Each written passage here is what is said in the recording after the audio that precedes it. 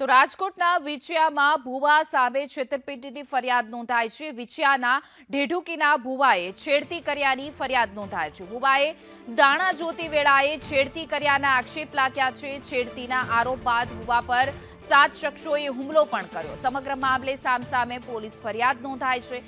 પોલીસે ફરિયાદ નોંધી વધુ તપાસ હાથ ધરી છે।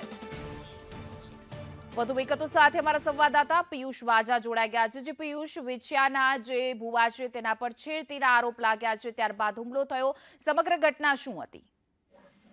ચોટીલા પંથકની એક મહિલા જે પતિ પત્ની બંને જે બીમારી હોય અને તેને લઈને જે મહિલા ત્યાં વિછિયાના ઢેઢુકી ગામે ગયા હતા અને જે મહિલાના જે પતિ છે તેમને જે બહાર મોકલ્યો હતો અને જે ભુવાએ જે મહિલા સાથે